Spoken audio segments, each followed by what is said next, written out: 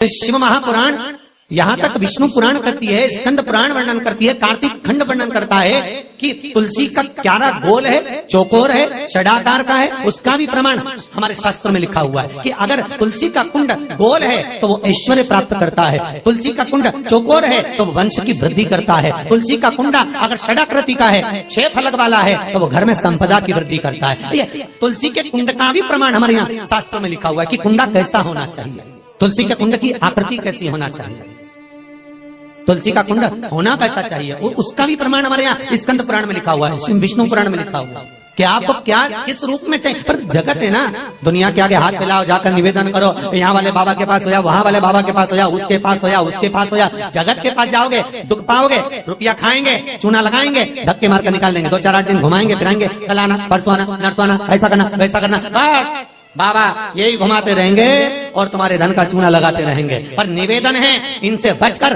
शिव की शरण में जाकर भगवान शास्त्र में जो लिखा है उसके अनुसार हम क्यों ना कर्म करें जिसका फल हम पा जाएं, हम क्यों ना ऐसा कर्म करें जिसके फल को हम पा सकें, हम क्यों भ्रमित हुए।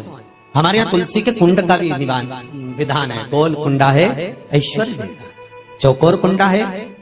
आप लोग कई बार देखे होंगे किसी किसी के यहाँ चौकोर तुलसी का क्यारा होता है, कुंडा होता है, वो वंश बड़ा, षडाकृति का है, वो धन देता है, संपदा। दोष हमारा है, हम तुलसी के कुंडे के नीचे शंकर जी को रख देते हैं, क्यों कि यहीं तुलसी जी को पानी चढ़ाएंगे, यहीं शंकर जी को चढ़ा देंगे। दोष तुलसी के कुंड के नीचे हम सर्पदेव को रख देते हैं, नाग देवता रख देते हैं, पानी चढ़ाएंगे, पात्री रख देते हैं, नहीं, इसका दोष हम सबको स्वयं अगर गलती करते हैं तो स्वयं को। कैसा कुंड हो, 7 तरह के कुंडों का व्याख्यान तुलसी के रूप में कहा गया है। पहला गोल, दूसरा चौकोर, तीसरा षडाकृति, चौथा त्रिवेणी, 3 कोने वाला कुंडा। शास्त्र कहता है जिसके मार्ग घर में टुकड़े हो रहे हो, घर विभाजन की ओर हो रहा हो, तो 3 कोण का कुंडा घर में रखकर पूजा करने पर परिवार एक हो जाता है। 5वां, गार्डन में बिना कुंडे का, बिना कुंड का जो तुलसी का पौधा रोपित होता है, बिना कुंड के एक बगीचा जैसा बो दिया जाता है, तुलसी तुलसी उत्पन्न हो जाती है। महाराज वहां पर संपदा तो रहती है पर चिंता बहुत रहती है, टेंशन बहुत रहती है। क्यों? घर के दरवाजे के बाहर इतनी सारी बगीचे में तुलसा कर दी, कोई निकल कर जा रहा था उसने थूक दिया, कोई निकल कर जा रहा था उसने पानी डाल दिया, कोई श्वान ने, कुत्ते ने, किसी ने, बिल्ली ने गंदगी कर दी, उसका दोष आपको लगेगा। इसलिए कुंड के अंदर तुलसा का वो धन तो देगा, जो तुमने बगीचे में तुलसा लगाई है, गार्डन तुलसा का करा, वो धन तो देगा, संपदा भी देगा, पर चिंता को बढ़ा देगा। 5 मारा। 6, तुलसी के कुंड को 3 धार पर लटका कर रखना। कई जगह पर आपने देखा होगा तुलसी का जो कुंडा होता है उसको 3 जो तार होते हैं, 3 जो चेन होती है उस पे लटकाया जाता है। महाराज विष्णु पुराण उसका भी व्याख्यान करते हैं। महाराज वहां व्यक्ति के कार्य उन्नति की सीढ़ी की ओर बढ़ जाते हैं।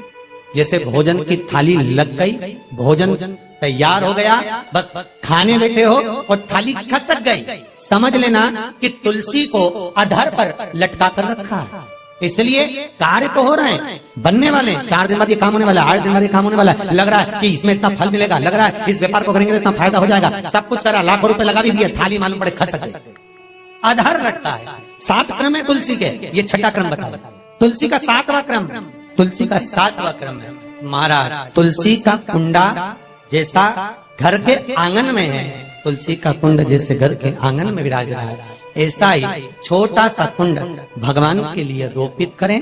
प्रतिदिन भगवान की सेवा करते समय तुलसी का कुंड सम्मुख रखकर उसकी आराधना करना, फिर उस कुंड को वापिस बाहर ले जाकर रखना, फिर दूसरे दिन पूजन के समय पर कुंड को लाकर रखना। हम तो यहाँ तक कहते हैं विष्णु पुराण गर्ग संहिता कल्याण का तुलसी अंग यहाँ तक वर्णन करता है कि आप पूरे साल ये नहीं कर सकते तो कम से कम कार्तिक के महीने में भगवान के सामने तुलसी का छोटा कुंड, चौकोर वाला, गोल नहीं, चौकोर कुंड लाकर भगवान के सामने रखकर छोटा सा कुंड का पूजन कर भगवान के साथ उस कुंड को वापस बाहर विराजमान करें, फिर कल लेकर आए, फिर विराजमान करें।